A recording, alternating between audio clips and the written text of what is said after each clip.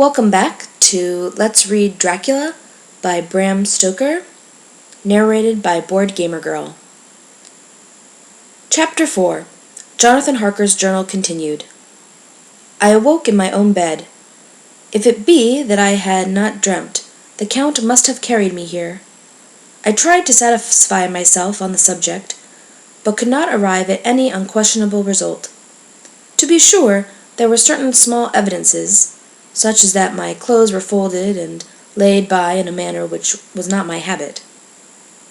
My watch was still unwound, and I am rigorously accustomed to wind it the last thing before going to bed, and many such details.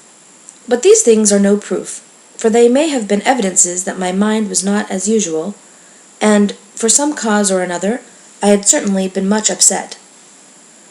I must watch for proof. Of one thing I am glad. If it was that the Count carried me here and undressed me, he must have been hurried in his task, for my pockets are intact. I am sure this diary would have been a mystery to him, which he would not have brooked. He would have taken or destroyed it. As I look round this room, although it has been to me so full of fear, it is now a sort of sanctuary, for nothing can be more dreadful than those awful women, who are, waiting to suck my blood. The 18th of May. I have been down to look at that room again in daylight, for I must know the truth. When I got to the doorway at the top of the stairs, I found it closed. It had been so forcibly driven against the jamb that part of the woodwork was splintered. I could see that the bolt of the lock had not been shot, but the door is fastened from the inside. I fear it was no dream, and must act on this surmise. The 19th of May. I am surely in the toils. Last night the Count asked me in the suavest tones to write 3 letters. One saying that my work here was nearly done, and that I should start for home within a few days. Another that I was starting on the next morning from the time of the letter, and the third that I had left the castle and arrived at Bistritz. I would fain have rebelled, but felt that in the present state of things it would be madness to quarrel openly with the Count whilst I am so absolutely in his power. And to refuse would be to excite his suspicion and to arouse his anger. He knows that I know too much, and that I must not live, lest I be dangerous to him. My only chance is to prolong my opportunities. Something may occur which will give me a chance to escape. I saw in his eyes something of that gathering wrath which was manifest when he hurled that fair woman from him. He explained to me that posts were few and uncertain, and that my writing now would ensure ease of mind to my friends. And he assured me with so much impressiveness that he would countermand the letters later, which would be held over at Bistritz until due time in case chance would admit of prolonging my stay. That to oppose him would have been to create new suspicion. I therefore pretended to fall in with his views, and asked him what dates I should put on the letters. He calculated a minute, and then said, "The first should be June 12th, the second June 19th, and the third June 29th. I now know my lifespan. God help me. The 28th of May. There is a chance of escape, or at any rate of being able to send word home. A band of Cisgani have come to the castle, and are encamped in the courtyard. These are gypsies. I have notes of them in my book. They are peculiar to this part of the world, though allied to the ordinary gypsies all over the world. There are thousands of them in Hungary and Transylvania, who are almost outside all law. They attach themselves, as a rule, to some great noble or boyar, and call themselves by his name. They are fearless and without religion, save superstition, and they talk only their own varieties of the Romani tongue. I shall write some letters home, and shall try to get them to have them posted. I have already spoken to them through my window to begin acquaintanceship. They took their hats off and made obeisance and many signs, which, however, I could not understand any more than I could their spoken language. I have written the letters. Mina's is in shorthand, and I simply ask Mr. Hawkins to communicate with her. To her I have explained my situation, but without the horrors which I may only surmise. It would shock and frighten her to death were I to expose my heart to her. Should the letters not carry, then the Count shall not yet know my secret, or the extent of my knowledge. I have given the letters. I threw them through the bars of my window with a gold piece, and made what signs I could to have them posted. The man who took them pressed them to his heart and bowed, and then put them in his cap. I could do no more. I stole back to the study and began to read. As the Count did not come in, I have written here. The Count has come. He sat down beside me and said in his smoothest voice, as he opened 2 letters, "The Siscani has given me these, of which, though I know not whence they come, I shall, of course, take care. See!" He must have looked at it. "One is from you, and to my friend Peter Hawkins. The other—" Here he caught sight of the strange symbols as he opened the envelope, and the dark look came into his face, and his eyes blazed wickedly. "The other is a vile thing, an outrage upon friendship and hospitality. It is not signed. Well, so it cannot matter to us." And he calmly held the letter and the envelope in the flame of the lamp till they were consumed. Then he went on, "The letter to Hawkins, that I shall, of course, send on, since it is yours. Your letters are sacred to me. Your pardon, my friend, that unknowingly I did break the seal. Will you not cover it again?" He held out the letter to me, and with a courteous bow handed me a clean envelope. I could only redirect it and hand it to him in silence. When he went out of the room, I could hear the key turn softly. A minute later I went over and tried it, and the door was locked. When an hour or 2 after, the Count came quietly into the room, his coming awakened me, for I had gone to sleep on the sofa. He was very courteous and very cheery in his manner, and seeing that I had been sleeping, he said, "So, my friend, you are tired? Get to bed. There is the surest rest. I may not have the pleasure of talk tonight, since there are many labors to me, but you will sleep, I pray." I passed to my room and went to bed, and strange to say, slept without dreaming. Despair has its own calms. The 31st of May.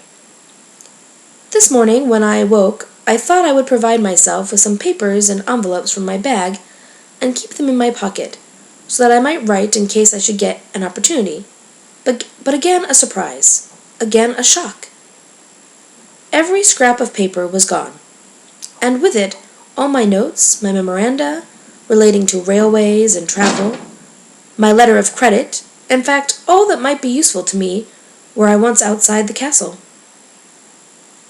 I sat and pondered a while, and then some thought occurred to me, and I made search of my portmanteau and in the wardrobe where I had placed my clothes. The suit in which I had travelled was gone, and also my overcoat and rug.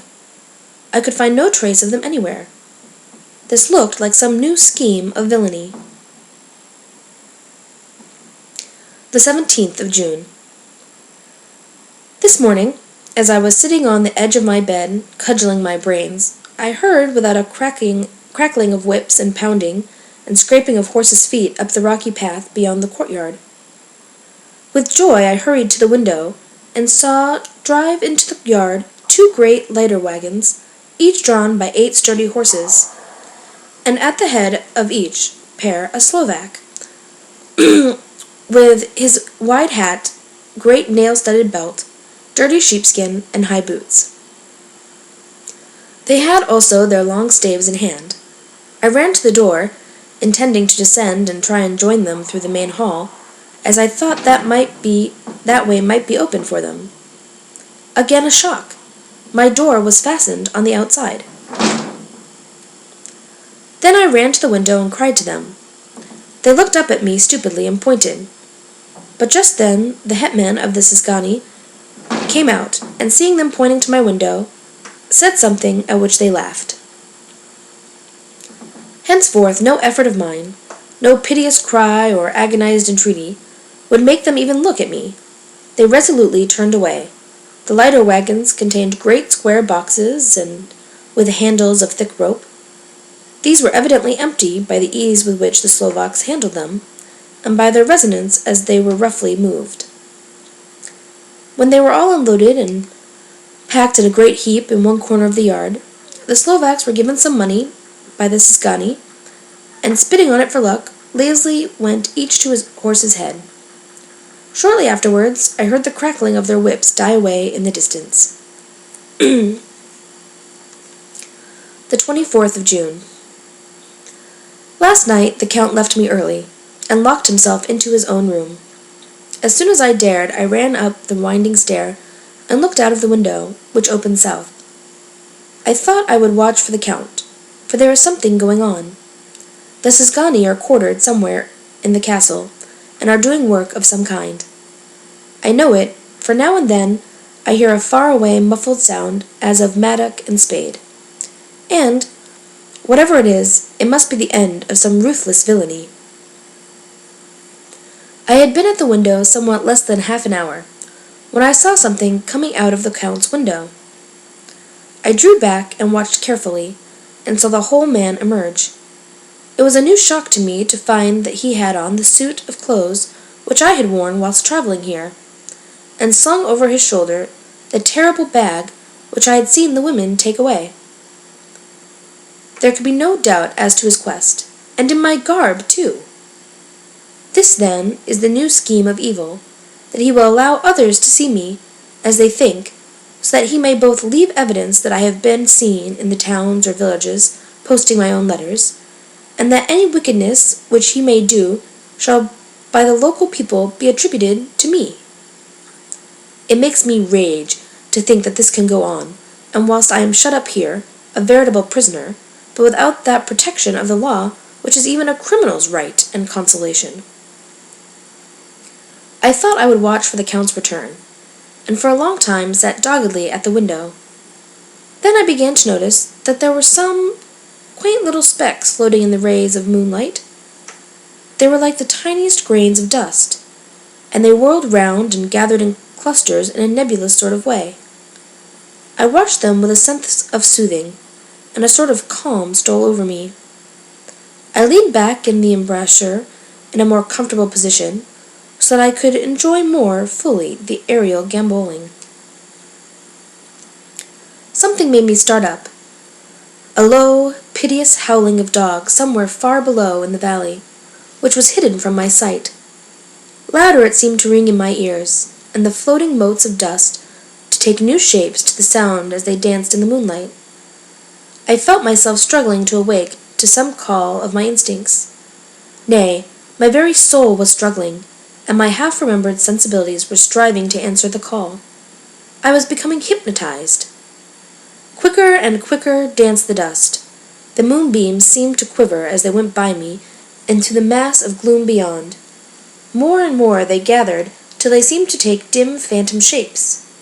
And then I started, broad awake and in full possession of my senses, and ran screaming from the place.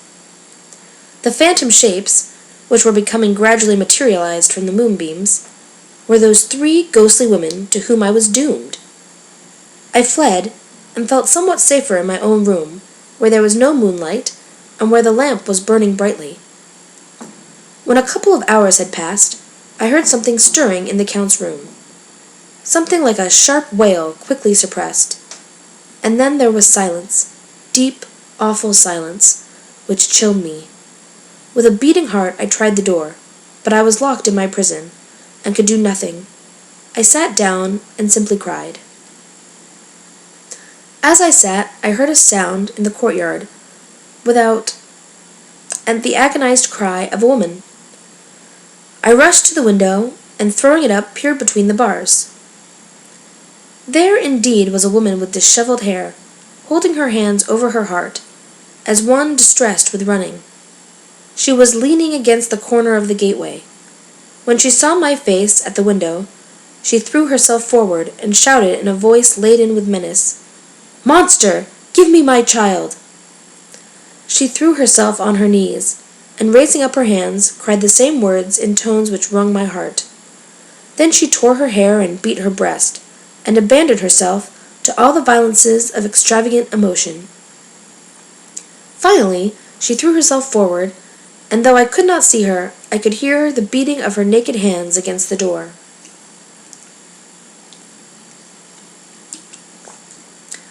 Somewhere high overhead, probably on the tower, I heard the voice of the Count calling in his harsh metallic whisper. His call seemed to be answered from far and wide by the howling of wolves. Before many minutes had passed, a pack of them poured, like a pent-up dam when liberated, through the wide entrance into the courtyard. There was no cry from the woman, and the howling of the wolves was but short. Before long they streamed away singly, licking their lips. I could not pity her, for I knew now what had become of her child, and she was better dead. What shall I do? What can I do? How can I escape from this dreadful thing of night, gloom, and fear? The 25th of June. No man knows till he has suffered from the night how sweet and dear to his heart and eye the morning can be.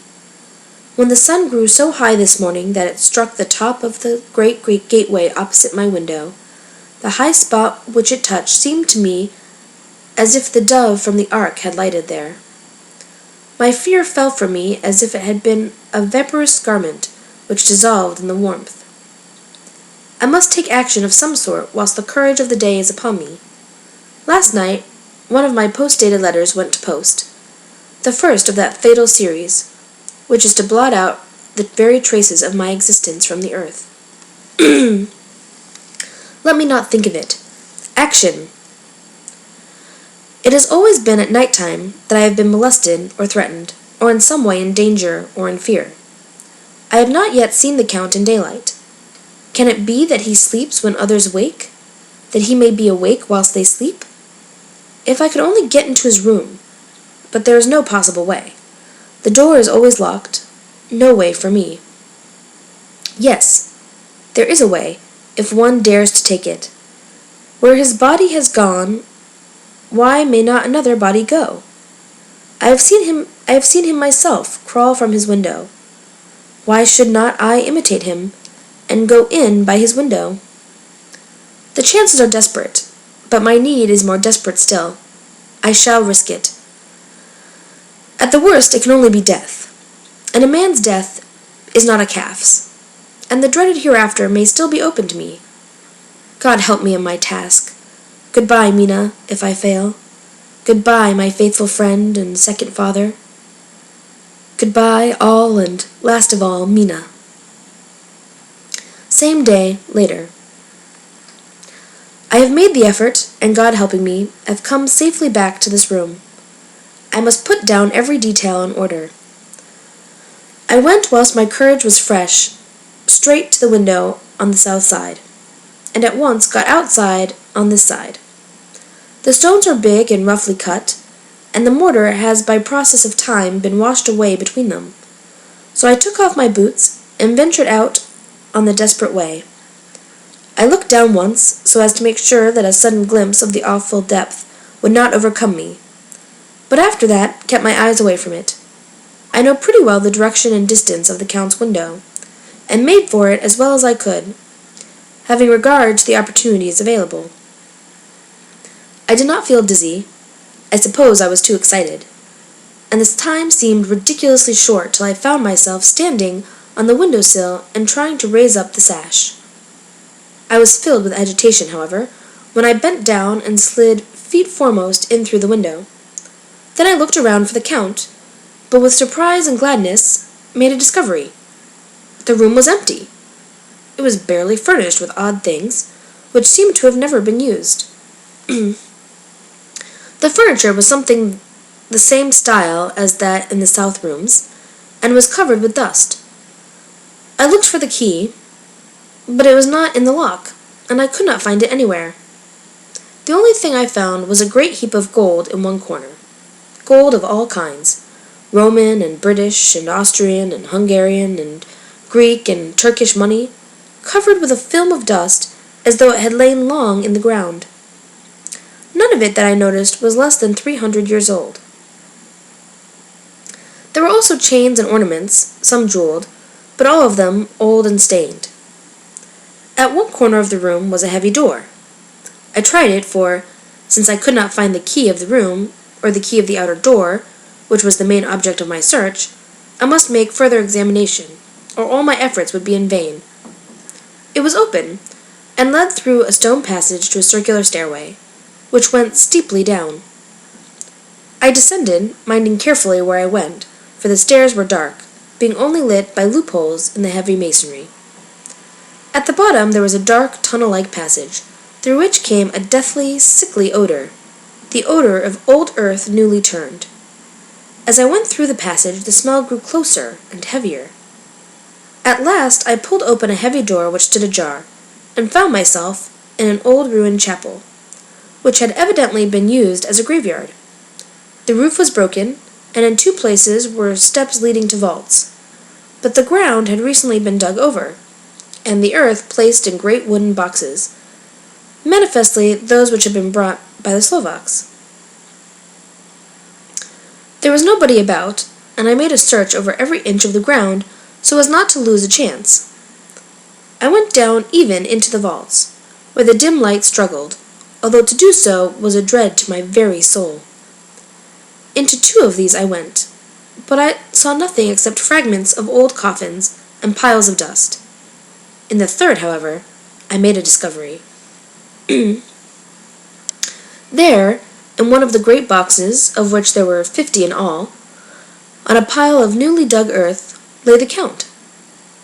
He was either dead or asleep, I could not say which, for eyes were open and stony, but without the glassiness of death, and their cheeks had the warmth of life through all their pallor. The lips were as red as ever, but there was no sign of movement, no pulse, no breath, no beating of the heart. I bent over him and tried to find any sign of life, but in vain. He could not have lain there long, for the earthly smell would have passed away in a few hours.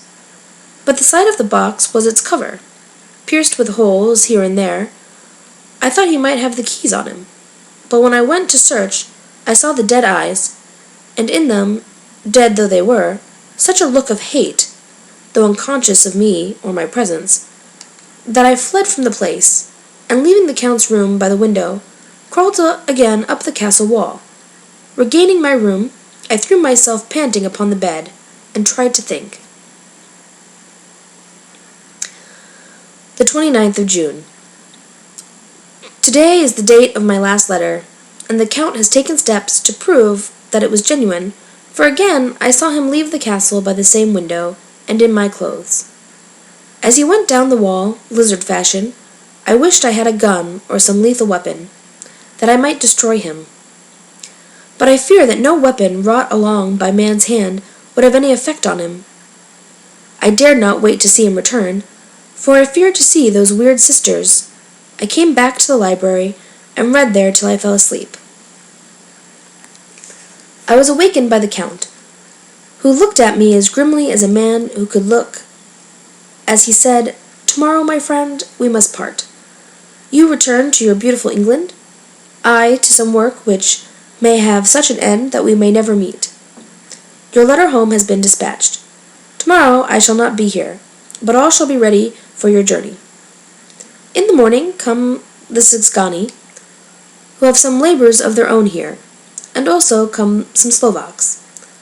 When they have gone, my carriage shall come for you, and shall bear you to the Borgo Pass, to meet the diligence from Bukovina to Bistritz. But I am in hopes that I shall see more of you at Castle Dracula." I suspected him, and determined to test his sincerity. Sincerity! It seems like a profanation of the word to write it in connection with such a monster, so I asked him point blank, "Why may I not go tonight?" "Because, dear sir, my coachman and horses are away on a mission." "But I would walk with pleasure. I want to get away at once." He smiled, such a soft, smooth, diabolical smile, that I knew there was some trick behind his smoothness. He said, "And your baggage?" "I do not care about it. I can send for it some other time." The Count stood up and said, with a sweet courtesy which made me rub my eyes, it seemed so real, "You English have a saying which is close to my heart, for its spirit is that which rules our boyars. Welcome the coming, speed the parting guest. Come with me, my dear young friend. Not an hour shall you wait in my house against your will, though sad am I at your going, and that you so suddenly desire it. Come." With a stately gravity, he, with the lamp, preceded me down the stairs and along the hall. Suddenly he stopped. "Hark!" Close at hand came the howling of many wolves. It was almost as if the sound sprang up at the rising of his hand, just as the music of a great orchestra seems to leap under the baton of the conductor. After a pause of a moment, he proceeded in his stately way to the door, drew back the ponderous bolts, unhooked the heavy chains, and began to draw it open. To my intense astonishment, I saw that it was unlocked. Suspiciously, I looked all round, but could see no key of any kind.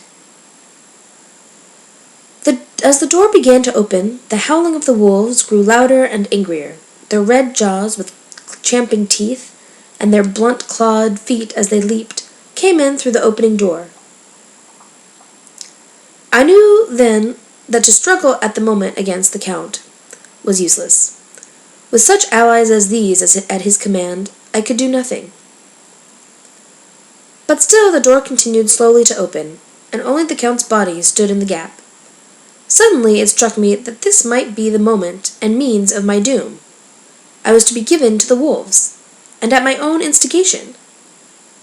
There was a diabolical wickedness in the idea great enough for the Count, and as the last chance I cried out, "Shut the door! I shall wait till morning," and I covered my face with my hands to hide my tears of bitter disappointment. With one sweep of his powerful arm, the Count threw the door shut, and the great bolts clanged and echoed through the hall as they shot back into their places. In silence we returned to the library, and after a minute or two I went to my own room. The last I saw of Count Dracula was his kissing his hand to me with a red light of triumph in his eyes, and with a smile that Judas in hell might be proud of. When I was in my room and about to lie down, I thought I heard a whispering at my door. I went to it softly and listened. Unless my ears deceived me, I heard the voice of the Count. "Back, back to your own place. Your time is not yet come. Wait, have patience. Tonight is mine, tomorrow night is yours." There was a low, sweet ripple of laughter, and in a rage I threw open the door and saw without the three terrible women licking their lips. As I appeared, they all joined in a horrible laugh and ran away. I came back to my room and threw myself on my knees. It is then so near the end? Tomorrow? Tomorrow! Lord help me, and those to whom I am dear. The 30th of June. These may be the last words I ever write in this diary. I slept till just before the dawn, and when I woke, threw myself on my knees, for I determined that if death came, he should find me ready. At last I felt that subtle change in the air, and knew that morning had come. Then came the welcome cock-crow, and I felt that I was safe. With a glad heart I opened the door and ran down the hall. I had seen that the door was unlocked, and now escape was before me. With hands that trembled with eagerness, I unhooked the chains and threw back the massive bolts. But the door would not move. Despair seized me. I pulled and pulled at the door, and shook it till, massive as it was, it rattled in its casement. I could see the bolt shot. It had been locked after I left the Count. Then a wild desire took me to obtain the key at any risk, and I determined then and there to scale the wall again, and gain the Count's room. He might kill me, but death now seemed the happier choice of evils. Without a pause I rushed up to the east window, and scrambled down the wall, as before, into the Count's room. It was empty, but that was as I expected. I could not see a key anywhere, but the heap of gold remained. I went through the door in the corner, and down the winding stair, and along the dark passage to the old chapel. I knew now well enough where to find the monster I sought. The great box was in the same place, close against the wall, but the lid was laid on it, not fastened down, but with the nails ready in their places to be hammered home. I knew I must reach the body for the key, so I raised the lid and laid it back against the wall. And then I saw something which filled my very soul with horror. There lay the Count, but looking as if his youth had been half restored, for the white hair and mustache were changed to dark iron gray. The cheeks were fuller, and the white skin seemed ruby red underneath. The mouth was redder than ever, for on the lips were gouts of fresh blood, which trickled from the corners of mouth and ran down over the chin and neck. Even the deep burning eyes seemed set amongst swollen flesh, for the lids and pouches underneath were bloated. It seemed as if the whole awful creature were simply gorged with blood. He lay like a filthy leech, exhausted with his repletion. I shuddered as I bent over to touch him, and every sense in me revolted at the contact. But I had to search, or I was lost. The coming night might see my own body a banquet in a similar war to these horrid three. I felt all over the body, but no sign could I find of the key. Then I stopped and looked at the Count. There was a mocking smile on the bloated face which seemed to drive me mad. This was the being I was helping to transfer to London, where, perhaps for centuries to come, he might, amongst its teeming millions, satiate his lust for blood, and create a new and ever-widening circle of semi-demons to batten on the helpless. The very thought drove me mad. A terrible desire came upon me to rid the world of such a monster. There was no lethal weapon at hand, but I seized a shovel, which the workmen had been using to fill the cases, and lifting it high, struck with the edge downward at the hateful face. But as I did so, the head turned, and the eyes fell upon me, with all their blaze of basilisk horror. The sight seemed to paralyze me, and the shovel turned in my hand, and glanced from the face, merely making a deep gash in the above the forehead. The shovel fell from my hand across the box, and as I pulled it away, the flange of the blade caught the edge of the lid, which fell over again, and hid the horrid thing from my sight. The last glimpse I had was of the bloated face, blood-stained and fixed with a grin of malice which would have held its own in the nethermost hell. I thought and thought what should be my next move, but my brain seemed on fire, and I waited with a despairing feeling growing over me. As I waited, I heard in the distance a gypsy song sung by merry voices coming closer, and through their song the rolling of heavy wheels and the cracking of whips. The Cisgani and the Slovaks of whom the Count had spoken were coming. With a last look around and at the box which contained the vile body, I ran from the place and gained the Count's room, determined to rush out at the moment the door should be opened. With strained ears I listened and heard downstairs the grinding of the key in the great lock, and the falling back of the heavy door. There must have been some other means of entry, or someone had a key for one of the locked doors. Then there came the sound of many feet tramping and dying away in some passage, which sent up a clanging echo.